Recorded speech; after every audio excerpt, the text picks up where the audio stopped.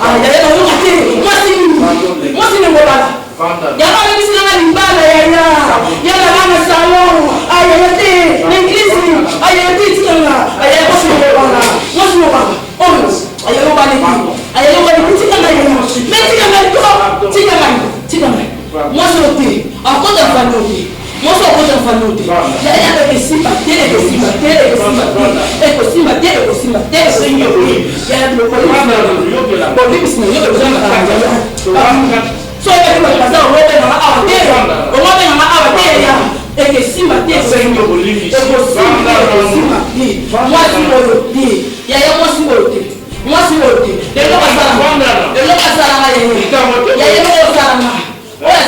Abonnez-vous et n'hésitez pas non plus à liker la vidéo et d'activer la cloche de notification. Voilà, comme ça, c'est parti.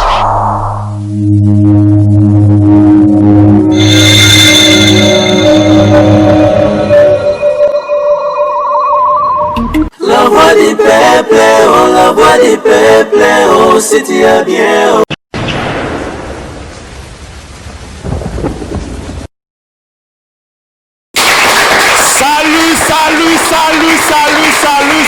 Salut.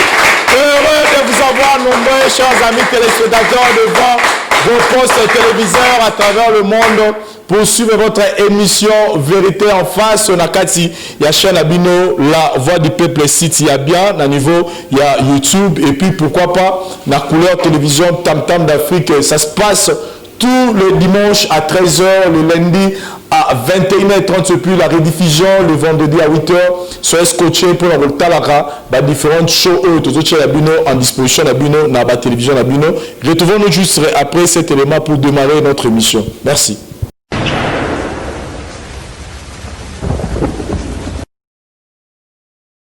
Maxi Bien-être, c'est un complément alimentaire. Les plantes qui sont à l'intérieur nettoient le sang, ça régénère le corps, il stabilise le diabète, ça stabilise la tension, il éradique les hémorroïdes, solution pour les érections, éjaculation précoce et faiblesse sexuelle. Vous avez la prostate? Prenez vos médicaments, en même temps prenez Maxi Bien-être. Les femmes également qui souffrent du diabète, Maxi Bien-être soigne et la vie change.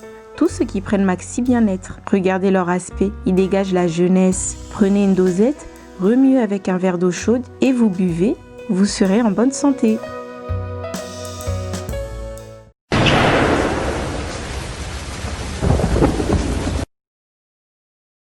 Voilà, chers amis téléspectateurs, nous sommes encore une fois de plus très heureux. Pourquoi? Parce que c'est une émission le lot vérité en face. Nazabena reconnaissant mingi na bandeko nyonso oyo bazo continuer ko sala émission confiance, bazo continuer ko se ressourcer na ba différentes choses na biso na auto de ça Nicolo na auto sala kala pour na koyeba ko résoudre les différents problèmes au ba kutana na ba famille entre moi na mobali entre papa na mwana maman na mwana to entre ba frère to entre ba mi. L'émission Oyo, comme on vous le dit toujours, c'est l'objectif. Souvent, j'ai l'occasion de... Il y a beaucoup de bandeko dans le banda, tout le bandeko dans la Kinshasa. Ce que j'aime, c'est que sur la question, comme question mystère et vérité en face, à la fin, on me dit toujours, mais le plus important pour la mission, papa, Ezoté Abisso. Dernièrement, j'avais rencontré un frère, Azam musulman. Aïsina Lobby.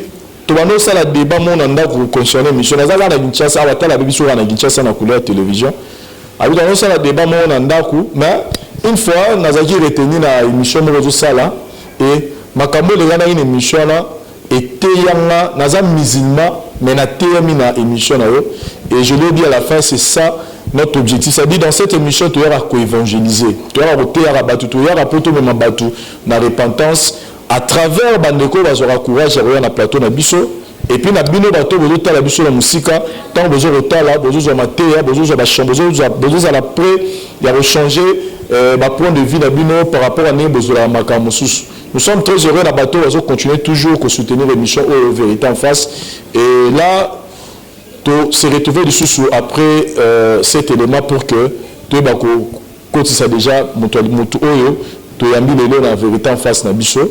Moto Aza Ndogonayonanga, c'est un frère congolais, Aouti, au niveau Angola. Aïe, parce que aza na problème moko oyo eza kodéranger makasi. Problème wana ezoconcerné ye, ezoconcerné vie na ye. C'est un monsieur oyo akufela mwasi déjà kala, mais il faut reconstruire bande la vie na ye et na etali bolingo, mais aza na dilemme moko eloko mo ekoki ko empêcher bonheur na ye. C'est la raison pour laquelle elle est biso lelo na kati ya vérité en face pour que ensemble na ba pasteur na ba maman tozawa tout le gars ba comment to ko aider pour remédier à cette situation. Retrouvons-nous juste après cet élément et puis toyeba kosko yambaye. Merci.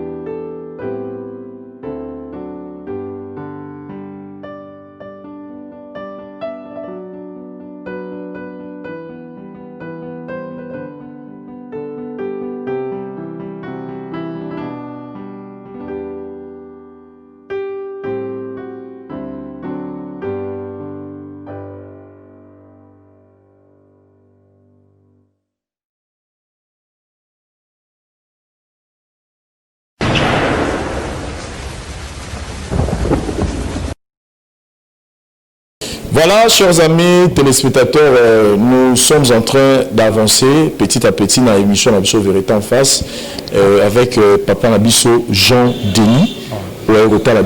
Bonjour Papa. Bonjour.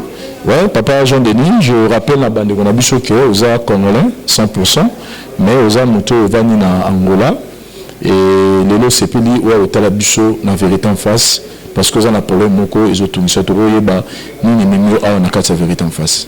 Ah, merci mille papa. Na van Angola, na Luanda. Émission na yo et c'est pili sarabiso mille na Luanda. Surtout que tant on est là na Ango na Facebook, na la Ango pe na internet. Mission na yo c'est sarabiso mingi pe et sungi bato belé na kati ya Luanda. OK. Yango wana lelo na ye na Kinshasa pour na problème ya libala alina bala moi sinanga kufakala et ça fait longtemps mais lelo tant nazaki na Rwanda nazaki moi simoko de ko na biso pe ya Kinshasa précisément congolaise yango wana na sepeli mingi na Kinshasa pour que na mona yope officialiser makambo to sola makambo na biso nyonso makambo nyonso ti alibala na ngai ti komona okosola na radio na yo yango wana na ye awa liboso na yo problème na ye leza yango wana. Voilà, le problème, il y a le but à Libala, ce qui est quelque chose de très bien parce qu'il y a volonté en Zambie. Dieu ne veut pas que l'homme reste seul, c'est pourquoi à celle être semblable. Moi, si je peux Mobali, Aza très très important. Na babomé en tout cas, Mobali Aza na moi cité, il y a toujours une grande différence. Na babomé ne belé donc bisoto ko encourager na décision de nous joindre. Mais na bosolana yo avant to kuta na caméra, au bisinga que au niveau bala mais ça a un problème moko et ça que s'opposer mukie aux autres déranger problème à nous concerner nan. Bon problème à nous concerner moi singa la ligne problème na zanango na lina bala mais problème mango les autres ça se passe parce que problème wana na lina résoudre entre gars et nabino. OK. Petite sœur azala wana to résoudre na miso na bino pour que elle est katé na famille mais elle est na kati ya nani ya émission oyo. OK. Sinon to bani ko peso merci pour na show sali ya ko c'est vrai que biso toza famille to le but que biso toza likolo famille to to ko résoudre le problème ko la famille mais au moins toujours faire partie de la famille n'avoir ba solution to peso merci pour na show sali mais na zone no muketa le but que problème ngo ils ont concerné le but petite sœur na yo na moi si na yo il y a des ana di caméra ils ana peso résoudre entre petite sœur na moi si na yo bon problème wana ezali tant to ko solo là entre bino na ye petite sœur na madame bokoye ba problème ezani je pense que ekoye ba na kati ya masolo na biso bokoye bango eza pe gravité ce qui va comprendre bien moto ozana problème na ye o esali ko ya na vérité en face eza petite sœur na yo on a besoin de votre petite sœur pour résoudre des problèmes au bazar na ngona moi si na yo moi so libo bala moi c'est lina bala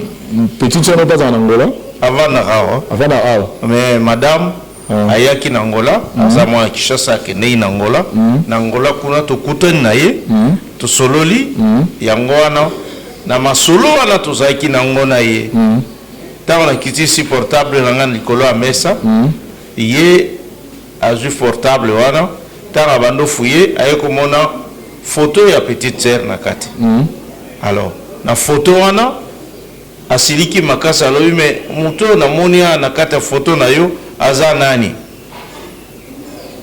alobi na ye aza petite sœur na ngai avanda na Kinshasa yango wana ye asilika ki makasa lobi non petite sœur na yo naza na ba problème na ye mais yo comment est-ce que lingo bala ngai yango na lobi te to ke Kinshasa to solola na ye petite sœur pour que calme côté entre yo na ye pour que tobala na okota na kati ya famille na biso. Voilà, chers amis téléspectateurs, pour ne pas aller trop loin ou répéter de paroles, tout se retrouver après, tout coup de ça, petite soeur Naïe pour que tout soit là. Merci.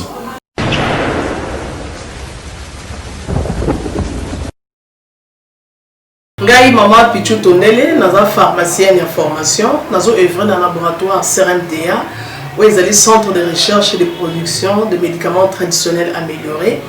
Tout tient à disposition de bino cosmétiques, tout ça industrie cosmétique enrichie au collagène, ils ont traité tampons, ils ont traité rides, ils ont traité poche, ils ont traité imperfection mingi ya peau. Pour ça il a un sérum sous forme de masque, tout ça industrie crème réparateur, ils ont réparé pour ce qu'on a un problème acné, boutons, palata. Et puis qu'on sait un sérum naïe où ils ont enrichi dans acide hyaluronique. Tous en aussi gel douche, tous en grand format, dans petit format, et ça mis à paille ils ont adouci un pot. Tous en d'ici cheveux, ils ont collé sa souki, cheveux abîmés, souki ils ont quatre en pamba, souki ils ont la teinte, ils ont bondi sango, ils ont retardé repousse il y a cheveux blancs. Qu'on sait dans la huile, dans la bain d'huile. Tout ça na crème pommade, tout ça na savon où ils ont accompagné gamme ya cosmétique nyonso.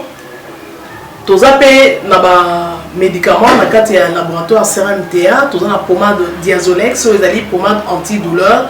Ils ont traité toute forme de douleur, même la douleur rhumatismale, ma colorovimba, ils ont traité en haut. Tout ça na crème Borex où ils ont uniquement pour ma papa. Ils ont rallongé le système de papa et puis ils ont agrandi en moi. Tout ça, diazostimule, où ils ont produit ils ont traité différentes formes d'impuissance sexuelle, éjaculation précoce, dysfonctionnement érectile, faiblesse sexuelle en général, et pas ils ont traité frigidité, ils ont sous forme de comprimé. Tout ça, la zinguinalis, présenté sous deux formes, comprimé à sucer, dans suppositoire, où ils ont traité différentes formes d'hémorroïdes internes et externes. Tout ça, la méamycine, où ils ont traité la levure, tout ce qui est amibe, tout ce qui est maladie, kyste, il y a amibe, ils ont traité en eau sous forme de comprimé dans le sirop.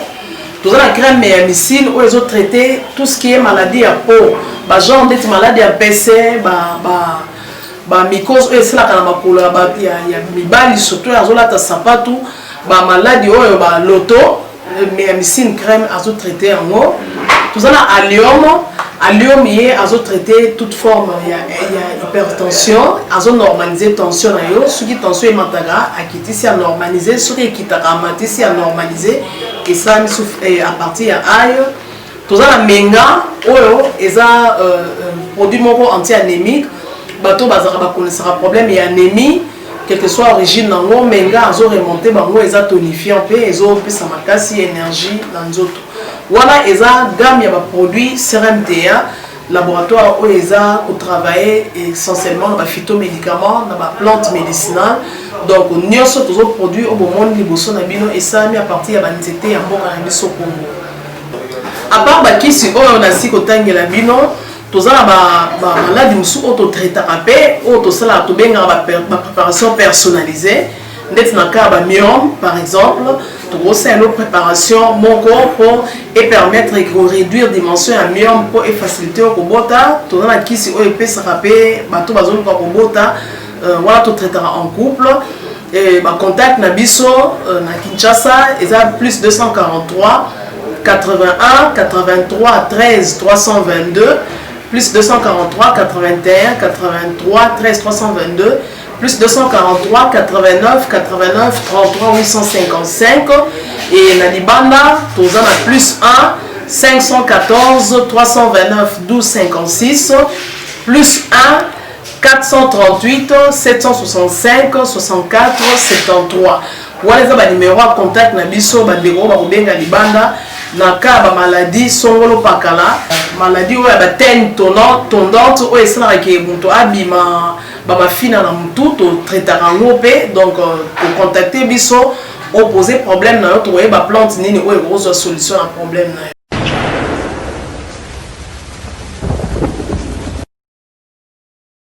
Voilà, chers amis téléspectateurs, toujours Yamba Siko et Maman Nabiso. Maman Laetitia, bonjour. Bonjour. Voilà, Nayambio, Nene Bosola Gina, Papa Jean-Denis. En fait, à Bengio, pour tous en avoir sur mon photo sur l'anayo, ils ont concerné. Je pense que je reconnaître Papa Jean-Denis, un grand frère Nayo. Dans un masolo moro nous été sous les bakou à la programme nabiso oyo nanzela la télévision ils allaient espace auto créa juste pour nous sur bateau bazana ba problème ba binisa ba vérité bazana ngo et à la fin to ba neni to apporter réconciliation dans les deux camps pour que va pendant voilà un peu objectif il y a émission nabiso oyo isanga auto ça les a construit na ba sala nzambe na ba papa to ba maman oyo ba ko apporter conseil na ma problème mo kazana ngo de papa nabiso Jean-Denis à la biso kuna pe nangola a contacter biso pour que ensemble tout me ka kosungaye na mo problème au bazana ngo muke ezo concerné Yaya yon problème ni ngo meminga a plus ngo meminga na ba caméra problème ngo zandetini yaya problème ngo zandetini oyo meminga place oyo na ba caméra lisolo ngo zandeni oyo meminga a yaya ngam na zo so ano jusque là nous grand frère le bino ni loroté. Pour mes amis, tout expliqué que pour mes alliés, au Bossola, mais pour y bango, il faut faire tout solo là et au fur et à mesure tout solo on découvrir pour mes amis. Pour mes amis, mais quand on a ta caméra, on pour tout solo là ni poser. Caméra, ils ont les gars direct, ils ont les gars direct, les caméras ça va filmer, sur ça va avoir fait, sur va filmer les gars maman on est place monté. Il y a un problème mes amis, Voilà, chers amis téléspectateurs, je pense que pour évoluer dans l'émission Nabiso Vérité en face par rapport à la situation n'engé Eza Koleka. Voilà, Papa Jean-Denis na zone solo sous micro. Je pense que to bonité to peut-être moto Eza na vraiment besoin Eza maman Nabiso Eza na ya. Bonité Eza ye. Voilà, on coupe ça sur le micro. Maman, c'est que place aux alliés, ils ont place aux bandes de belé, les cas, ils ont des solutions, ils ont des problèmes. Donc, ils ont des tu as au sein du sabbat, tu as au salaire qui est au panzaba, tu as tu as rapport au souma bateau, ils ont des problèmes. Donc, nous sommes autour de nous, nous sommes au sein de nous, ils ont des pour qu'à la fin, au logo yeba que grand frère na yo et le oni na bengilo a mais pour tout cela on bien on sait na yo au micro pour tout yeba que cela sur le voilà merci beaucoup comme on a eu Nadège et Laetitia plutôt oui maman Laetitia trop yeba maman Laetitia za mariée célibataire naza mariée maman bani balé et au hasard grand frère na yo beaucoup hasard grand frère na yo hasard na Angola et ayaki pona makambo ya libala na ye mais na kamo eza lokwa surprise ameminga place oyo ayaki ndi poto so pona makambo ya libala mais nazo kamo ndenga meminga ba place oyo na ba caméra elekelanga mais depuis aye besoin bino na ye na madame na ye madame nena na mona ite banda ye na mona ta madame nite na mona ka ye moko mais madame nena na mona ite mais besoin de procédure on dit qu'il va procéder aye na yebi aye pour makambo mariage mais moi si nena na mona ite yo za surpris ya bingo na za surprise pour amemanga place yo na yeba ki ya na ndako to kosolola na ndako mais na kamwe na binga place yo. Voilà, donc on a été réussi tout à l'heure là. Ezara Natine Moro pour Nakoeba Kosumabino, Nakoja micro. Merci beaucoup. Naouna papa Nabiso Jean-Denis. Oli Misana, c'est pas na commono Jean-Denis. C'est pas na commono Makasi. Papa Jean-Denis, petite sœur Nazawa, sister qui présence na important pour que tout yeba Kosumayo na situation au Nezoleka. Et là, on a eu sa petite sœur à présent. Merci Mingi. Et là, on a eu sa petite sœur. On a vu bien que on a souffert Mingi pendant longtemps. Sans moi si, on a vendu à Kabongo. mais lelo na lina bala na senga na petite sœur na ngande ko nga mwasi vraiment azala n'esprit ya bolimbisi et no limbiso ndeti na problème nini kuno limbisa oui na koli olimbisa ngai olimbisa pe oyo na ko présenter yo parce que c'est la kutu yo bala non c'est pelo bala sikozo bangana limbiso no limbiso ndeti ne loni non donc dans na vie ya moto la vie à mon tour, il faut qu'on ait un esprit à pardon. Il y a un ébi kamuté. Ndé na zabe ngale kino na ebe loko té. Pardon no ko limbisa. O salinga nini? Moi sina salinga ni pona ke ko limbisa. D'accord. O limbisa ngai na sengi ona na limbisi na sengi pe. O limbisi ya mwasi yana tanga koya. Il faut kitsa motema. Kitsa motema na yo. Vu que s'il vous plaît. Na sengi pardon mingi. Limbisa parce que toza liboso ba pasteur. Toza pe liboso ya ba ndeko na biso o bazai très utile là. Faut ko limbisa. Limbisa biso pardon mingi. Yango wana nazali ko senga kaka bolimbisi na ye. Grand frère Olimbisa Ngampuma Mouké, il y a une position de Olimbisi par rapport à la situation aux Anango. Pour un bref rappel, le bac aux Aïki, au Koufela du Moissi, et Jumatan. Oui. Et si quoi, aux Anango pour ça, au bal, moi, c'est monsieur. Oui, aux Anango pour ça, au bal. Il y a un an, on s'est fait la coupe au bal. Ngaïle qui l'ont les na zabo, on s'est fait le bal.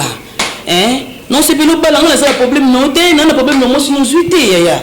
Si vous pardonnez, on nous senge la ngaï. Hein? Problème, ni ya. Voilà. Et alors, on a appelé Solano Mouké, maman Laetitia. Aux arts chrétiens, n'est-ce pas? Mathieu Mouké. Sandelaka. Et quand même, au début, pouvoir en a sens, il y a pardon. Et que mon tout ce qui bouge au mot, tu sais, en Zambé. Zamali Bisabiso. Ce qu'on va comprendre dans la réalité, il y a le but qu'on va pardon. Il y a des choses qu'on va pardon. Problème on les a détruits. La ligne na sungayo que Nzamba Bisabiso abi na prière même à notre Père le bara. Pardonne-nous nos offenses comme nous pardonnons à ceux qui nous ont offensés. C'est-à-dire à le bara, tu sais ça va limbisa na sumu na biso nenge biso to limbisa rabaninga donc avant même aussi Nzamba pardon, il peut faire ba osenga ko limbisa muto yo mona. Donc, peut-être sans ce grand frère Azul Banayo, mais est-ce que ma méthode de vie à grand frère Nayo, ma balle, est-ce qu'il y a eu un problème ou personnellement le grand frère aussi naïbe le côté, naïbe zali na moi signal boswa kufa. Azul moi si, abi azoya na, ah pas présenter pas la biso bande konaye, si ko problème ni yazo sengele ba pardon, na za problème na été na yebi été. Na yebi été. Et Rosala intéressé, nous te vendons à au monde. Mais nous avons posé mon SMS qui n'a pas, nous avons posé mon aïe, non mon aïe, nous avons posé mon Rosala grand frère naïo. Abala. Abala, nous avons posé Abala. Afin de dire mon côté moulaï, azanga moisi. Non c'est pas la bala. Voilà, chers amis téléspectateurs, je pense que situation tous en c'est que grand frère n'a petite sœur. Monsieur Jean-Denis, maman Laetitia, c'est ça, non? Grand frère Otiangola, il peut bala, a représenté moi si n'a pas bala dans la famille. Mais tout le monde, grand frère a banni, n'a pas pardon. A dit que c'est moi qui n'a pas aillé par le limbisa. Mais nous sommes toujours sur la bouée, derrière nos murs, quelque part, tous en madame, future épouse, il y a monsieur Jean-Denis, monsieur Jean-Denis a aillé pour présenter. Maman Nabiso Laetitia pour que le mariage et les canaba conditions malam. Donc juste avant tout cotisaïe, tout se retrouver juste après cet élément. Merci.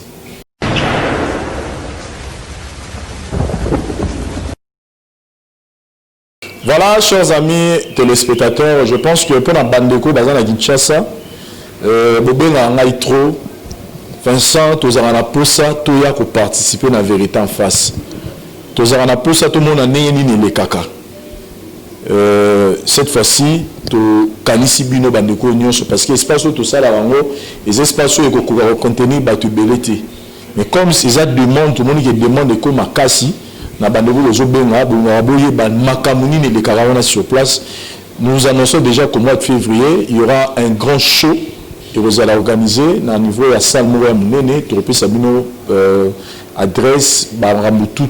Donc préparez-vous déjà, il y aura un grand show où la porte, dans notre union sur eux, azana posa aya ko assister na vérité en face. Je pense que s'organiser pour que boya rapport participer parce que lelo ils ont une mission bandeko belé ba adopter en et souci na bango ils ont rabaya romona nini de carolé batala encore na télévision peut-être jour on a couru à la guité mais nous vous promet qu'il y aura un grand show au mois de février à Kinshasa vérité en face aux portes aux ala ouvert na tout le monde. Mais pour la lelo je pense que tous a évolué dans l'émission Nabiso dans la situation tous lango il y a maman Nabiso Laetitia na grand frère na Jean Denis biso neto le bara vérité en face to yaka awa pour na aider bateau bazana ba problème base de solution et problème fait ça non ils a d'abord éclaté bateau ba yeba sur les problèmes et à la fin le biso to yaka ko intervenir et papa Nabiso Jean Denis avec le Lukabiso, avant tout la caméra, il nous a expliqué à combien à l'ini moi sinaye, à combien à zotini on aille parce que depuis moi je suis allé dans la vie naye, beaucoup de choses ont changé et il tient vraiment de faire de cette femme moi sinaye. Et tout l'année, maman Nabiso Laetitia a dit que moi si en haut pour naye, Aza la bienvenue dans la famille na bango, mais il y a un mot où ils ont circulé à la 4e émission Nabiso pardon. Mais avant tout évoluer, je pense que maximum comme on a toujours mon porte mauvaise madame future épouse il y a Neronabiso Jean Denis Azana Kati Kuna et Tolingi ensemble Nabino na maman Nabiso Laetitia na papa Jean Denis te faire découvrir Bino de qui il s'agit. Nous aussi un maître à fond la biso porte pour que to yamba de la biso oro to bénissi lelo. Voilà maman au kotanayo to yamba yo. Moi c'est mon ami. Mais moi c'est mon ami. On ne pas. Il y a moi c'est mon ami. Moi même si la mali bala ya ya. Il y a moi c'est mon ami. Eh moi c'est mon ami. S'il vous plaît.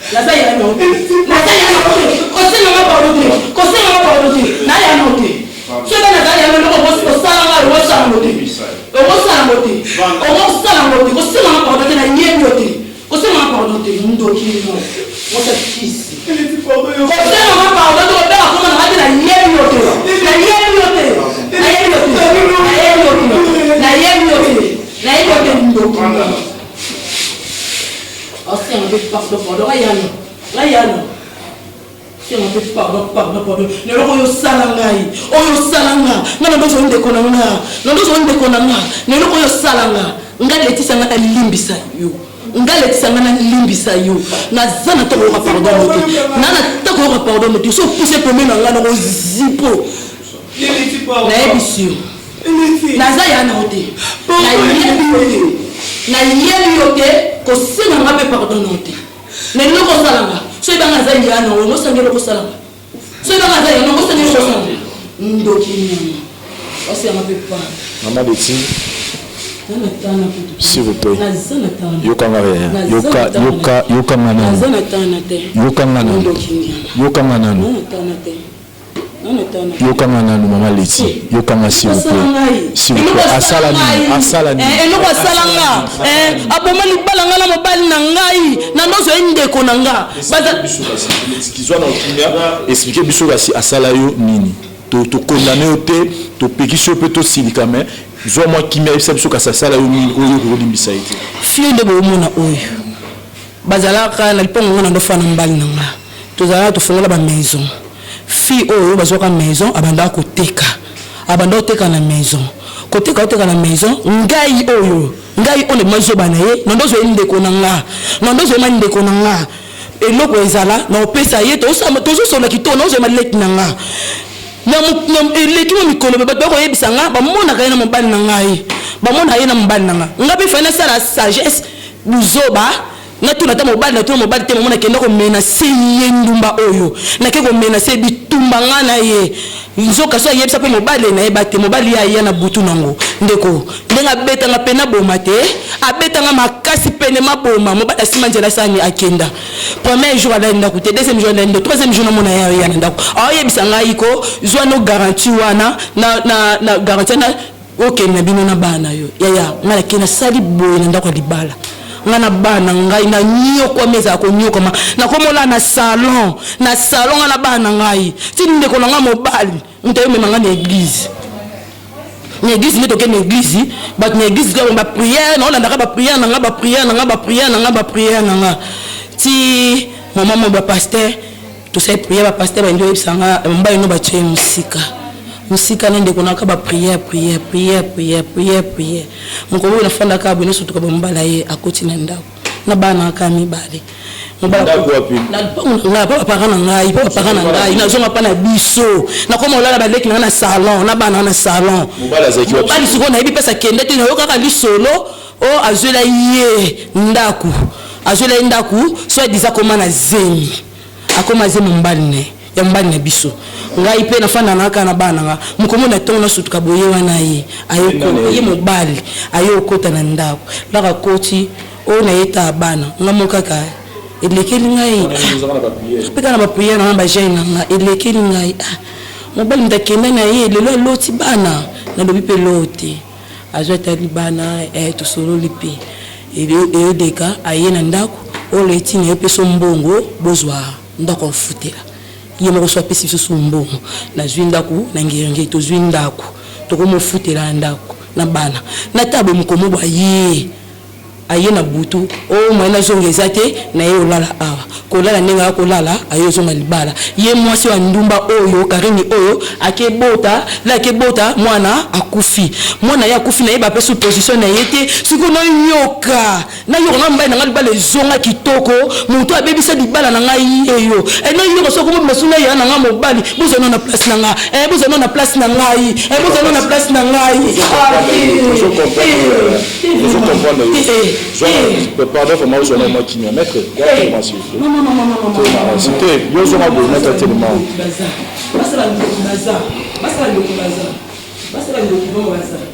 Papa, c'est un micro. Maman la bichot, s'il vous plaît, aussi mon micro.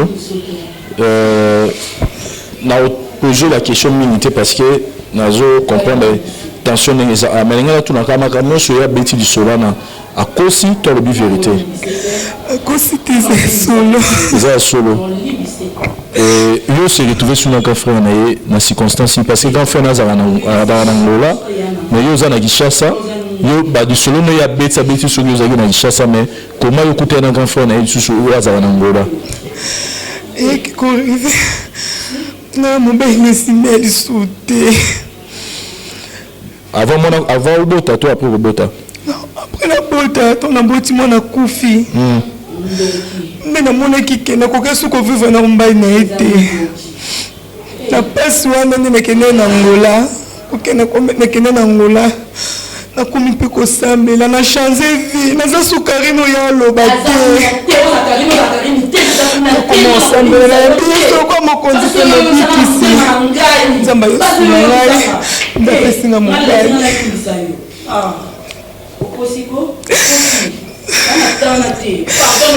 zwana mobali nzamba apesi ngai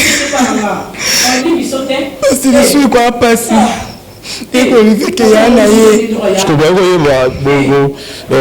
s'il vous plaît pesa micro grand frère oye koyeba ndenge oye kodécouvrir ndenge nini ke ye na ye bazalaki na problème abetela lisolo yango oyebaki ndenge nini ke ye mwasi oyo nde azali abebisaki libala ya leki no mwasi merci mingi avant toyawa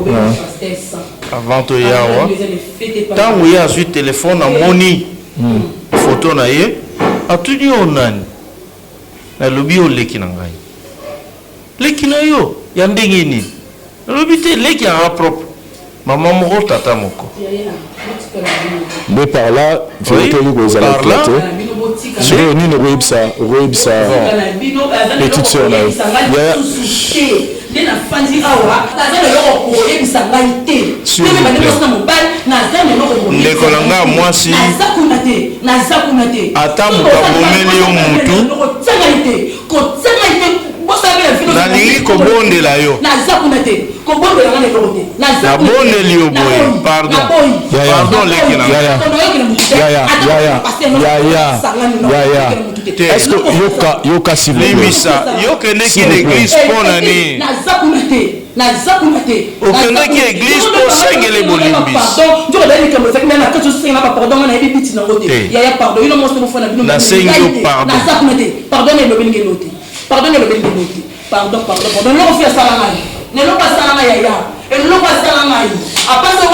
nayebiki asala yo mabe andemi ya confirme mabe na ye lokola confirme mabe na ye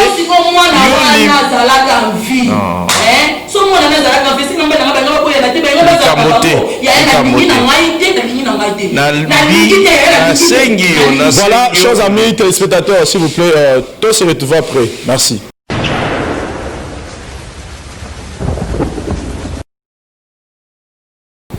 Merci na parole pour ngai ndombolo na conseil na weko pesa awa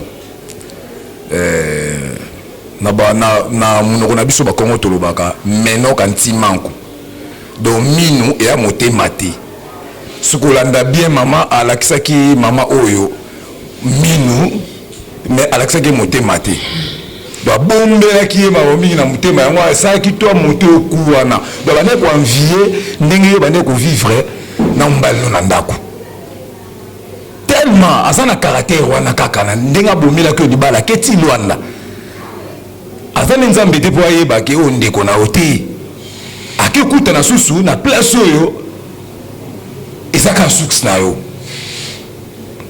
mama vie ezate tobe bisaka après te senga besquise ndingo senga esquisse limbisa oui c'est normal faut limbisa parce que zo chanson za Karine Kalate za Karine ya sika ndenge moko libuka pipi le sila ka solo tamu kiete akozongela ngo bon pona nga mama la ko ebisa yo eloko mona ko senga yo bolimbisi kaka bolimbiso ndeko asengi za pe na place na ye olimbisa babi pota ososo poto soso ki cicatrice etikala na ngokaka ko simba te neko za su pota te ko simba te Joachim, ça va conseil s'il vous plaît. nayebi ke yo epa na ye ozomone loko ya nguba mfwa nde biso bakongo tolobaka nguba mfwa mais nguba wana mfwa wana soko tiki yango mpe place mwa mabele ezali kobota mpe fleur eboti mpe banguba kitoko mama bolimbisi eza loko ya porte ya mwa ndambo ya bénédiction epa na ye parce que ye azwi mobali ya vie na ye oyo azoloba bien mobali ya vie na nga mama déclare alobi oyo pena ya vie na nga nzambe nde moto atindeli ngai. Cordon, merci la parole.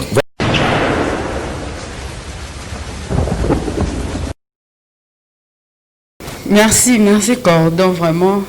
Ils ont marre sous et comme la vie son avis, bisope to lingarangote parce que tout le monde a qu'à l'obité. Ce qui les autres au monde a qu'à lobby, tout ça la erreur et belleté na vie na biso.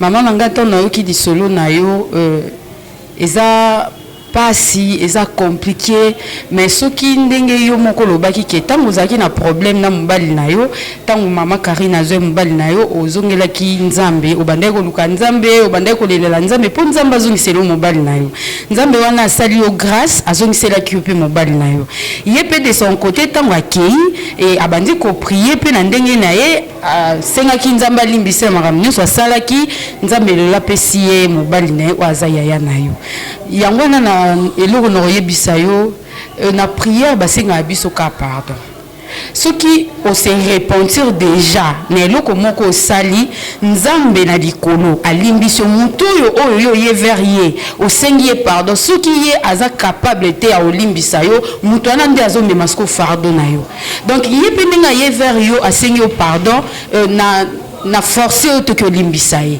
mais moi na bonzambo zanango na ndenge pe nzamba zongisela kayo mobali na yo limbisaye pesa ya ta chance mokie mama langa mama eza pasi na yebi ozo vivre tango mona likambo bosko zo mona ba pasi nyonso yo mona ezo yelo mbala moko mais tant que mobali Mama nanga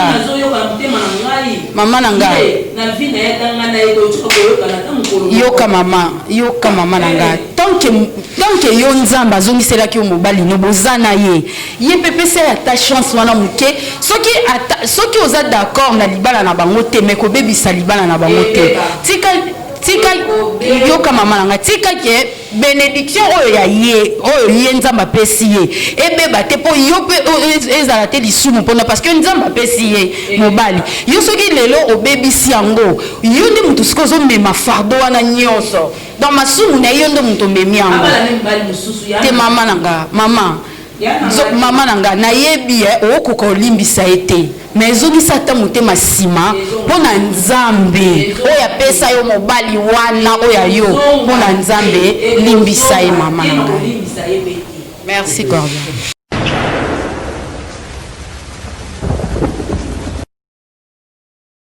Merci pour la parole. Ngai mpona ngana pour maman Laetitia parce que eza facilité ya olimbisa ka boye peut-être à toi qu'on limbisse et qu'on soit peut-être temps hein 2 ans 3 ans kaboué et ça facilité c'est pas facile et ça dire les cambo et ça ma grave là vraiment ça pour maman Laetitia merci on a encore le bayangouane.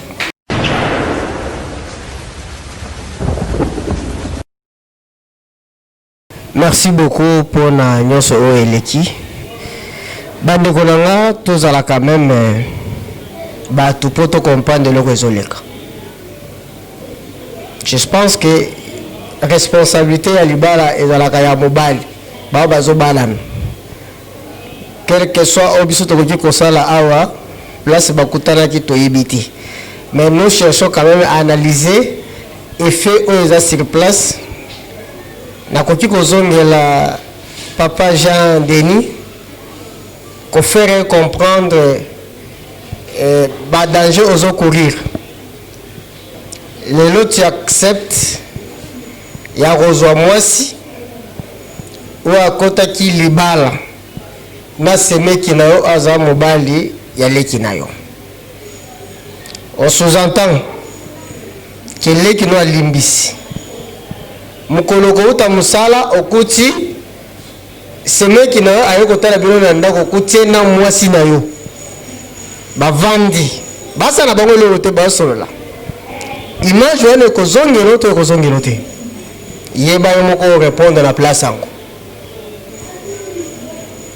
nalingi nata liso eloko moko boye ke basakaka na satana te ke yo moko obengi satana yaka na vi na nga yakomeka nga obengi epa akoya akomeka o kozanga na eloko akosala ma sœur kolimbisa ezala ngo problème te c'est déjà passé. C'est un effort non personnel. C'est Dieu qui a fait ceci, que moi je suis Oyo. Ce qui a coûté à la trouvé vie au l'école normal. Aïe, beaucoup de aéroport, azonga kateme que vie na sala mutu moko boeza ki malamuti. C'est une opportunité d'amba pesier à réparer et si ko ya bebisaki. Vanda kimia yo kangana loba nazo lobela yo toza pona bino nzamba permettre que conséquence était ya mutu aujourd'hui à cause ya libala za liboso na ye aye ko luka réparer mabeo ya salaki mwana ko sepela réparer mabeo ya salaki atsana no libala liboso na ye parce que les leçons à côté libala liboso na ye mon frère okova na mwasi na ndako leki no azali ela koya na ndako na yo azala titidi ni mobali na ye akoya na ndako na yo ela koya na ndako na yo yo moko na tango kotala avandi pe azala titidi ni okoma koese obandi kotala geste nyoso que c'est même dans ayo ko récupérer ya boki sakiti et un problème sérieux aux open de la casse na foyer. Il faut revoir si tu es capable de normal attends à côté bango ba sur les salles de côté tant pis pour toi tu n'as qu'à s'engager mais moi j'ai dit à ma sœur limbisa na oye makamona na oni balé et yebi bango mi balé ce qui yo ko limbisa té prière au 50 ans mais ça me pas aux arakanda na parce que ce qui Zamba tala kayayo mabe alinga limbi sote kazongi solo libala sote atala kamabe na alinga zongi solo libala ti comme nzamba na za souverain ayoka ki kolela na yo ezanza lolala kite sala kite nzamba ya la fina yo eza ba jeune ti eza pe kolala na salon ti Dieu voulait corriger ton mari alinga pas corriger mutu oyo par rapport à ba vie secret bazaki na maintenant c'est à toi de prendre aussi part la responsabilité non, comme chrétienne. Il y a pas la responsabilité. Pose le courage à cause de pas nayo. Ce qui a été dans un métal zongati. Quand il a compris que oui, avant de vivre l'équipabilité, les gens ont soulagé. Que l'imbisayo, na l'imbisayo té, n'enga zawana za soulagé. Ata liba les simbité, moi non moi ça soulagé. Avec un problème na yoti. Oh c'est les gars qui n'a sina yiko réparer. Keba makala moto et kozonga na mutu nayo. Tina ke revoir. Merci beaucoup Zamba Pambola bin.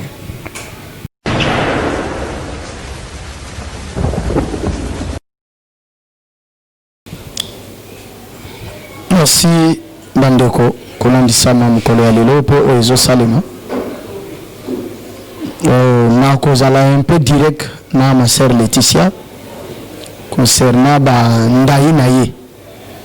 C'est regrettable que mon amour délivrance na combat Nzambe et en même temps la même personne a nié lisusu basala Nzambe oyo Nzambe utilisaki na canal na bango pour avoir délivrance le fait que le bakata bobengi ba pasteur nyonso na kobonga na té cela veut dire que ma sœur même tata na mulimo to sakayete makamba lo baka auto sakangote le fait ya kobeta to le kata ba pasteur nyonso ya ba Kongo baye na kondimbisa te même tata na mulimo oyo kakayete na regretter kaka wana pour ceux qui auto sakatata na mulimo ko lo ba marque wana te soko to saka ba pasteur ko koma na niveau la panda yo wana te mais loko mo na ko yebisa yo ezola kisamite mana yo yango Nzamba préféraki nzamba souhaitaki que circonstance wana ya pour kota na vie de prière pour nzambe ateyaka mutu tantôt d'une manière tantôt d'une autre nzambe soit za na posa na yo ko créer circonstance moko na vie juste pour récupérer yo tu omoni que vie à prière yaki comme kola na ba salon ke na l'église nzambe babenga ke metteur en scène ye moko nzambe mta permettre ki sali mabongo pour yo kota na mabondeli parce que ozako tala beaucoup plus ozaki sir na yo moko ozako se contacter beaucoup plus na oyo za na mobali na yo na libala na yo mais obosana kike ezana mutu oya kela libala ezana mutu azali kola libala ye moko nzambe ya nzambe azali na besoin de falloir récupérer yo alors pour récupérer yo na lolenge nini mobile musale nga ko faire continuer bolingo mais il fallait ba écarter na mobile moko tana na vie de prière pourtant on continue la vie de prière et fungoli makambo mususu et likolo balini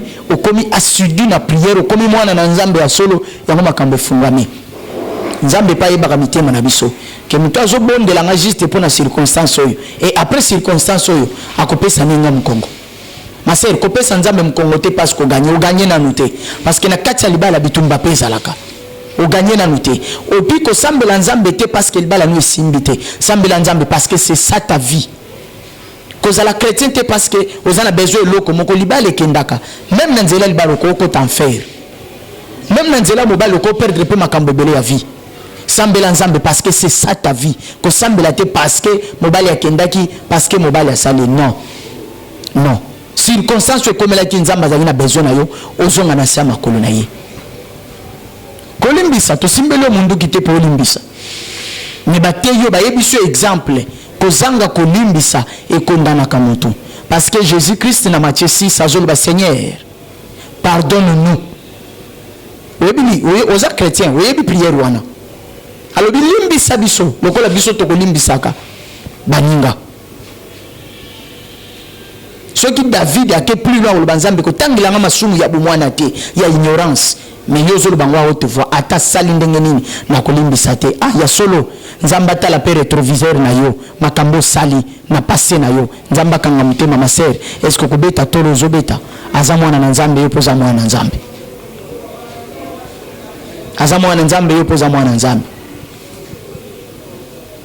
naza pour yete mais on a besoin de kimia moko spirituel ezala kimia spirituel ninko loba nini zala dégager na tindi pe ya na yote abala ye mingana na besoin de na yo le Seigneur a voulu que mkola lelo zala en face na biso pour yeba force ya pardon pour yeba sens ya pardon pour kota kat na mozindo na pardon pour ceux qui le limbisi était elle est dégagée lobi yo pe ba ko limbisote nzamba za juste lobi yo pe ba ko limbisote ce qui permettait ki ko limbisa mobali ya salaki yo mabe abimaki azongi bongo boni ozanga ko limbisa ye parce que bango nyonso ba salaki yo mabe bango nyonso ba salaki yo mabe et ya telemisaki mobali no pe na nzela ti alinga ye mobali no ndem to approchaki ye et loko msupozo bo sana ngwana mais ce que bo sana mobali oyo asalaki ba avance pas na ye ti ba bimi pona nite yo ko limbisa ye to force yo te to tindiki yo te me total sokake so ki olimbisi ndeko yo pe ko limbisama ceux qui ont tali muninga na lisu ya bolingo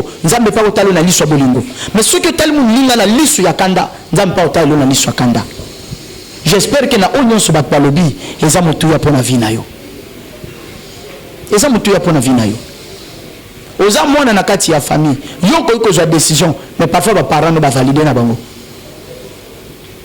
oza leki moko te azana ba leki mususu mais ba leki mususu pe parfois ba ko valider na bango mais ce que yo oza mu Christ kati na makolo na nzambe ozolakisa sens ya pardon est-ce que yo poko iko te ya moninga que sœur limbisa frère limbisa na likambo ekomeli yo réponse zana wana mutema nzamba pambola biso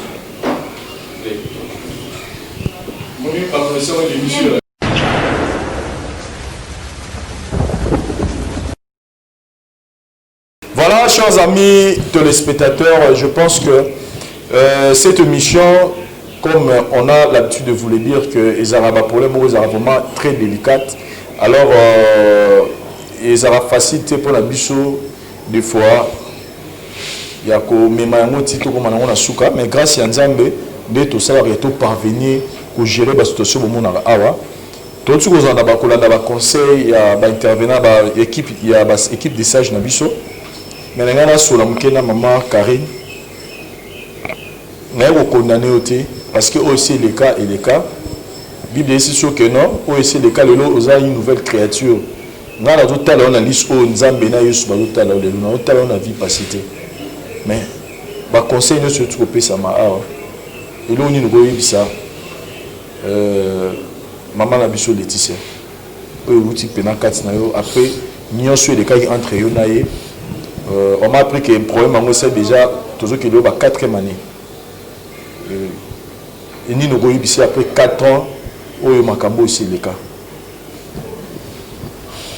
Merci. Maleti. Nabi que ça passe. Et ça passe pour nous limbisa ngai. Nanzime peut-être que un jour que comme il a un bon na ko kutana na ya na yo. Nanzima ki ngote. Eleti, na biso na bengo ya. Na bengo ka ya. Eleti limbisa ngai. Pardon, nanzimi soteke. Donc etinga vina nga mobimba. Ata bana onga na kobotaka na koteya bango kolinga mobala muteza mabe. Eleti na yebi kiza pasi. Eleti na sala comme na volonté te. Eleti na yebi te musubo mwana. Eleti limbisa ngai. Pardon vraiment. Limbisa ngai eleti na kokate. Eleti so limbisi ngai te. Si peut mal Leti to yo kayeka site. Eleti so ko limbisi ngai te Eleti. Yonzi mangana kufa. Eleti omona ke bembe ngai. Bakulinga po yoboyo limbisa ngai. Eleti pardon limbisa ngai. Na continue ka kofuka ma pardon ya na ngai Eleti. Eleti pardon limbisa ngai Eleti. Nebi ke ça passe. Nebi ke ça passe ya na ngai. Limbisa ngai. Na so le ka kibosana. Pardon ya. Mtema ngai kitasuna ki ko limbisi ngai. Ndeno zana kime ya naza leste. Naza leste ya tini na ye ana vérité en face ya na ngai na nzimi. Ba filmer ngai ya. Limbisa ngai kaka. Tata na limbisi. Oyo te kwa sana zana kana mtema nga pona otira ko limbisa yote en plus libala na bino ke sia na ma. Donc ça fait des connus sa famille ba maman na ba loko. Et si ba. Ni tselo ni ba limbisa te ya. Et si ba.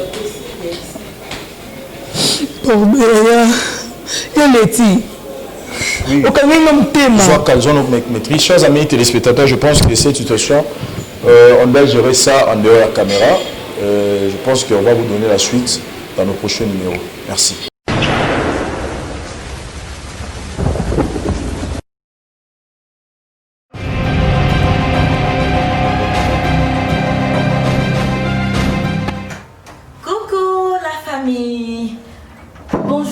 Très chers amis, je vous invite partout dans le monde, là où que vous êtes, ici sur Flat Hotel Tenasia.